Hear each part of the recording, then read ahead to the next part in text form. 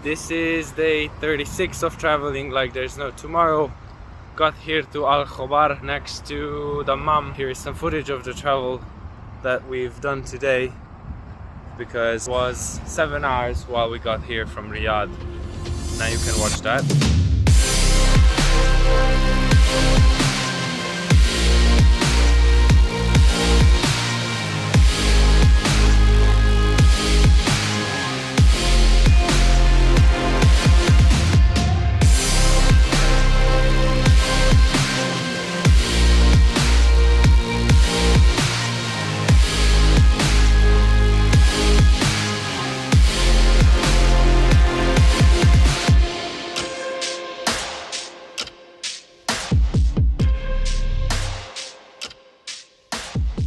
While we were on the road, I couldn't help but think I have all the respect for those men working outside next to a highway in 40 degrees in the middle of the desert, absolutely hopeless. And I don't think that they would feel any accomplishment at the end of the day, because you're fighting against the desert, you know? It's not like, oh, you're building a garden in a city. No, it's outside in the desert, you know? So they are working there. It's absolute madness for me. Absolute madness. In the meantime, this is absolutely stupid. Unable to cross the road. Here's this iron thing in between. Why? Why, man? Alright, while waiting for our food here, I have to tell you that Riyadh after a few days was super dooming. Not just because the air is not moving and it's really hot. Although it gets colder in like 2 months from now, in December. So everyone told us that like you should come back when it's like good weather and not so hot like this. But I learned that being in a city which is so locked in the desert and there is no sea, there is no air moving, is a struggle for my European body. So now it's a super big relief to be so close to the ocean again. Bahrain is actually, I don't know, like 5 kilometers away, which is super tempting to go over tomorrow.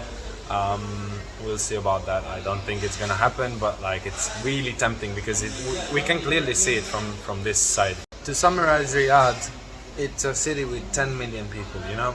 So the predictions say that in 7 years, so by 2030, it will have 20 million inhabitants, which is insane amount of growing. So it's kind of impossible to keep up with that kind of rhythm, because it's growing so rapidly and so fast that it's impossible to hold the city structure, to reach every part of the city. They are building the metro now, which the metro lines will be 200 kilometers altogether, and everyone's super happy about it because supposedly it will solve the traffic issues that the city has. It's kind of like impossible to move when it's past, I don't know, like midday, but with the metro it's gonna flow way more rapidly, and so those are the hopes. The owner of our hostel told us that he gets to work in an hour by car, and by the metro it's gonna take him like 7 minutes. So that's kind of a big difference, and I think everyone is super cheerful about the future and these changes. I will have to come back to Saudi to see it again in 10 years when the Line City is built, when the huge cube is built, when Riyadh has 20-25 million people living in it, because that's gonna be a super different vibe. But I'm so happy that we got to visit it now, so that we saw it how it was in 2023. You know, that's my take on Riyadh, and let's see how this part of this country works and operates with tourism, with the people living in it, you know.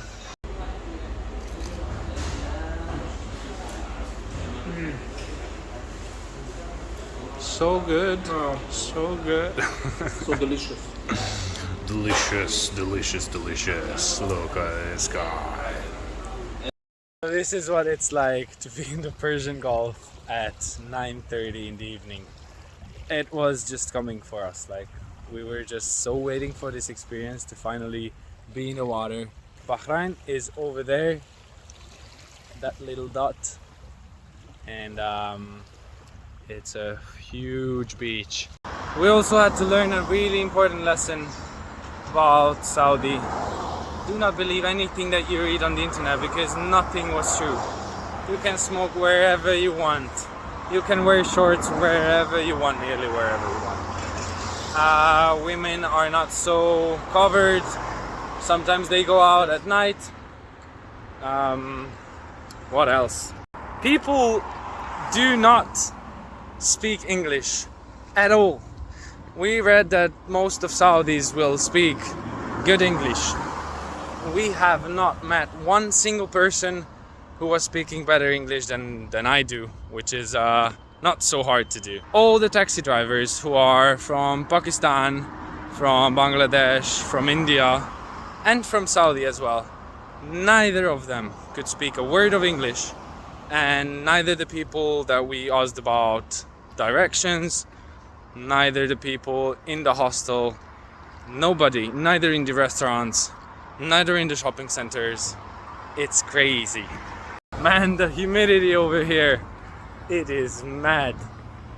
I'm sweating. It's not just that it's 25, 26 degrees at night, but it's also so humid that I'm sweating and just drenched in sweat. It's not so comfortable. See, look at this. Yeah, absolutely. Loving it. No, it's a good vibe, but It's crazy. a better vibe than in Riyadh. Better vibe So than for in me Riyadh, personally. yes. That's absolutely true.